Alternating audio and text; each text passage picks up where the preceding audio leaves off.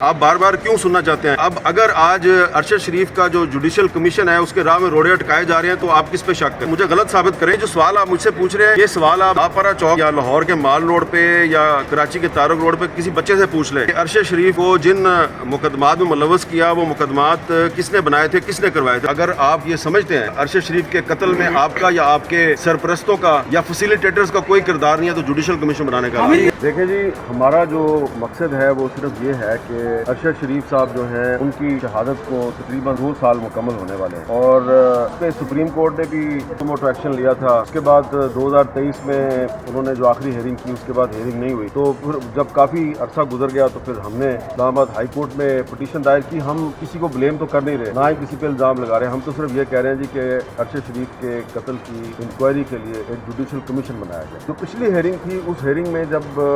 Chief justice اسلام آباد high court عامر فاروق صاحب نے وزارت داخلہ اور وزارت قانون سے یہ کہا کہ آپ ہمیں 6 اگست کو آگے بتائیں آپ کمیشن بنانا چاہتے ہیں یا نہیں بنانا چاہتے، تو اسی دن شام کو ایک پریس ریلیز اور کہا گیا جی کہ سپریم کورٹ جو ہے وہ اس نے 3 رکنی بینچ بنا دیا جو انکوائری کرے گا۔ بعد میں پھر اس کی ہیئرنگ نہیں ہوئی اس 3 رکنی بینچ کی، اور کہا گیا جی کہ کوئی ڈسپیوٹ چل رہا ہے کہ 5 ممبر بینچ ہوگا یا 3 ممبر بینچ ہوگا۔ اب آج جو ہے جو ہیئرنگ ہوئی تو اس میں حکومت کی طرف سے جو نیا موقف اختیار کیا گیا وہ یہ ہے جی یہ ہماری پٹیشن جو ہے وہ مینٹینیبل ہی نہیں ہے، اس لیے کہ معاملہ جو ہے وہ سپریم کورٹ میں پینڈنگ ہے۔ تو اس پہ بیرسٹر شعیب رزاق صاحب نے اپنے آرگومنٹ دیے کہ وہاں پہ جو ہے وہ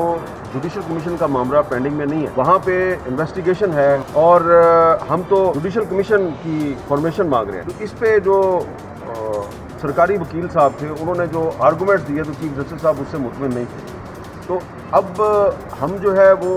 یہ سمجھتے ہیں کہ مقصد ہمارا کیا ہے، ارشد شریف صاحب کو انصاف ملنا چاہیے۔ تو اگر سپریم کورٹ جو ہے وہ جوڈیشل کمیشن بنا دیتی ہے تو ہمیں کوئی اعتراض نہیں، بنا دے آپ۔ اگر وہ نہیں بناتے تو پھر اسلام آباد ہائی کورٹ میں آ کے حکومت بتائے کہ جوڈیشل کمیشن بنانا چاہتی ہے یا نہیں بنانا چاہتی۔ آج چیف جسٹس عامر فاروق صاحب نے بار بار جو ہے وہ یہی حکومت سے پوچھا ہے کہ آپ یہ بتائیں کہ آپ جوڈیشل کمیشن بنانا چاہتے ہیں یا نہیں بنانا چاہتے۔ پچھلی ہیئرنگ میں انہوں نے حکومت سے کہا تھا کہ پریپریشن کر کے آئے، پوچھ کے آئے، لیکن آج حکومت نے ان کو اس بارے میں کوئی جواب نہیں دیا، بلکہ الٹا یہ کہا پٹیشن ہی مینٹینیبل نہیں ہے۔ تو جو حکومت کا ایٹیچیوڈ تھا آج اور اس سے پچھلی ہیئرنگ میں، اس سے یہ لگتا ہے کہ وہ ارشد شریف صاحب کے مرڈر کی انکوائری کے لیے جوڈیشل کمیشن بنانے میں انٹرسٹڈ نہیں ہے، ٹھیک ہے، اور بار بار چیف جسٹس عامر فاروق صاحب کے پوچھنے کے ان کے پاس کوئی جواب نہیں تھا۔ تو میں تو صرف یہی کہوں گا کہ ہمارا مقصد صرف اور صرف یہ ہے کہ ارشد شریف کے لیے انصاف چاہتے ہیں۔ سپریم کورٹ جوڈیشل کمیشن بنا دے، وہ نہیں بناتی تو اسلام آباد ہائی کورٹ بنا دے۔ سر آپ سمجھتے ہیں جو 3 رکنی بینچ بنا وہ کیس خراب کرنے کے لیے بنا تھا ارشد شریف صاحب کا؟ دیکھیں مجھے اس بات کا نہیں پتا، لیکن یہ ایک عجیب اتفاق ہے کہ جس دن اسلام آباد ہائی کورٹ کے چیف جسٹس صاحب جو ہیں وہ حکومت سے یہ کہتے ہیں کہ آپ ہمیں اگلی ہیئرنگ پہ آگے یہ بتائیں کہ آپ جوڈیشل کمیشن بنانا چاہتے ہیں یا نہیں بنانا چاہتے، تو اسی شام کو ایک خبر جاری ہوتی ہے کہ جی 3 ممبر بینچ جو ہے سپریم کورٹ کا ہیئرنگ کرے گا، اور پھر ہیئرنگ جو جب ہوتی ہے تو کہا جاتا ہے نہیں وہ 5 ممبر بینچ نے کرنی۔ تو ایسا لگ رہا ہے ہمیں کہ دانستہ یا نہ دانستہ طور پہ کوئی نہ کوئی تو ہے جو کہ ارشد شریف صاحب کے قتل کے مقدمے کی جو انکوائری اور جوڈیشل کمیشن کا قیام ہے اس کے راستے میں رکاوٹ ڈال رہا ہے۔ کون ہے یہ مجھے پتا نہیں، اور یہ جو آج جسٹس عامر فاروق صاحب بار بار پوچھ رہے تھے حکومت کہ آپ جوڈیشل کمیشن کیوں نہیں بنانا چاہتے۔ آپ دیکھیں نا کہ میں لفظ نہیں استعمال کرنا چاہتا کہ جب جسٹس عامر فاروق صاحب نے حکومت کے وکیل سے یہ کہا کہ پچھلی ہیئرنگ پہ یہ بتایا گیا کہ جی 2024 میں 7 صحافی جو ہیں ان کو قتل کیا جا چکا ہے، تو اگر حکومت کمیشن بنا لیتی ہے تو کم از کم یہ معاملہ تو طے ہو جائے گا۔ تو حکومت کے وکیل نے کہا جی ہم نے چیک کیا ہے، ہمیں اس بارے میں کچھ کنفرمیشن نہیں ہوئی کہ یہ بندے جو فگر بتائی گئی تھی یہ صحیح ہے یا غلط ہے۔ تو اس پہ آج چیف جسٹس صاحب نے مجھے یہ کہا ہے کہ آپ نے اب ان کو تحریری طور پہ بتانا ہے کہ 2024 میں کتنے صحافی اب تک شہید کیے جا چکے ہیں۔ جب میں نے پچھلی ہیئرنگ پہ بتایا تھا اس وقت 7 تھے، لیکن اب 8 ہو چکے ہیں۔ تو اس سے آپ اندازہ لگائیں کہ جو حکومت ہے اس کے موقف میں آپ کو انصاف دینے کی نیت نظر نہیں آتی، اس میں رونت نظر آتی ہے۔ ہمارا مقصد یہ ہے کہ ارشد شریف کے قتل کی تحقیقات کے لیے ایک انکوائری کمیشن بننا چاہیے۔ یہ ہمارا سمپل سا ایک مطالبہ ہے جو ہم نے اسلام آباد ہائی کورٹ میں اپنی پٹیشن میں رکھا ہوا ہے۔ اب اس پٹیشن پر ہیئرنگ میں جو حکومت کے وکلاء کا جو رویہ ہے اس سے میں جو ہے وہ زیادہ سے زیادہ یہی کہہ سکتا ہوں کہ ڈیلنگ ٹیکٹکس ہیں، لیکن آج چیف جسٹس اسلام آباد ہائی کورٹ عامر فاروق صاحب نے کہا ہے کہ آپ وفاقی حکومت کو ڈبو رہے ہیں، یہ الفاظ کہ آپ ان کو ڈبو رہے ہیں۔ تو وزیر اعظم شہباز شریف صاحب سے گزارش ہے کہ اسلام آباد ہائی کورٹ کے چیف جسٹس کے خیال میں جو آپ کے وکلاء ہیں وہ آپ کو اس ہائی کورٹ کے سامنے ڈبو رہے ہیں۔ مہربانی کریں، آپ کو کیا پرابلم ہے؟ آپ وزیر اعظم ہیں، آپ کے پاس اختیار ہے، آپ ارشد شریف کے قتل کی انکوائری کے لیے ایک جوڈیشل کمیشن کے قیام کا اعلان کر دیں، معاملہ ختم ہو جائے گا، اور پھر جوڈیشل کمیشن نے فیصلہ کرنا ہے کہ ارشد شریف کے مرڈر کے پیچھے کون ہے۔ تو جو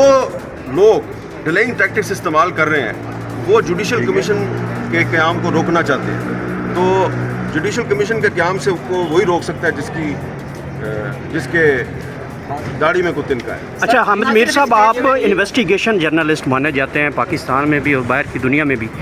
14 مقدمات ارشد شریف پہ ہوئے اور ملک چھوڑ کر جانا پڑا، اب ان کی انکوائری کے اوپر بھی جو ہے وہ ڈیلنگ ٹیکٹکس آپ کہہ رہے ہیں استعمال ہو رہے ہیں، تو آپ ایک انویسٹیگیشن جرنلزم کے ہوتے ہوئے کیا سمجھتے ہیں کہ جو ارشد شریف کا مرڈر کن لوگوں کی وجہ سے ہوا؟ دیکھیں، یہ تو پچھلی جو ہیئرنگ تھی اس میں چیف جسٹس عامر فاروق صاحب نے بار بار حکومت سے پوچھا کہ یہ بتائیں کہ وہ کیا سرکمسٹانسز تھے جن کی وجہ سے ارشد شریف کو پاکستان چھوڑنا پڑا۔ تو اس پر جو انویسٹیگیشن افسر تھا اس نے کہا جی ان پر مقدمات درج ہو گئے تھے۔ انہوں نے پوچھا مدعی کون تھے، تو انہوں نے بتایا جی ایک مقدمہ جو ہے وہ SHO نے خود دائر کیا تھا اور باقی مقدمات جو ہیں اس میں ہم آپ کو بتائیں گے۔ تو یہ جو سوال آپ مجھ سے پوچھ رہے ہیں، یہ سوال آپ آپارا چوک میں یا لاہور کے مال روڈ پہ یا کراچی کے تارک روڈ پہ کسی بچے سے پوچھ لیں کہ ارشد شریف کو جن مقدمات میں ملوث کیا وہ مقدمات کس نے بنائے تھے، کس نے کروائے تھے۔ آپ بار بار کیوں سننا چاہتے ہیں؟ اور اب اگر آج ارشد شریف کا جو جوڈیشل کمیشن ہے اس کے راہ میں روڑے اٹکائے جا رہے ہیں تو آپ کس پہ شک کریں گے؟ انہی پہ شک کریں گے نا جنہوں نے مقدمات بنائے تھے۔ تو اس لیے اگر وہ سمجھتے ہیں کہ حامد میر جو ہے وہ ہمارا غلط نام لیتا ہے تو مجھے غلط ثابت کریں اور جوڈیشل کمیشن کے قیام کے لیے یس کر دیں آپ۔ سر، حکومتی رویے کی آپ نے بات کی، نہ صرف اس کیس میں بلکہ اوور آل جو حکومتی رویہ ہے، کیا آپ دیکھتے ہیں کہ حالات بنگلہ دیش کی طرف جا رہے ہیں؟ آپ کی بہت اسٹڈی ہے اس پہ۔ بھائی فی الحال میرا مسئلہ یہ ہے کہ ارشد شریف کا جو مرڈر ہے اس کی انکوائری کے لیے ایک جوڈیشل کمیشن بننا چاہیے، اور حکومت سے گزارش کر رہے ہیں کہ اگر آپ یہ سمجھتے ہیں کہ ارشد شریف کے قتل میں آپ کا یا آپ کے سرپرستوں کا یا فیسیلیٹیٹرز کا کوئی کردار نہیں ہے تو جوڈیشل کمیشن بنانے کا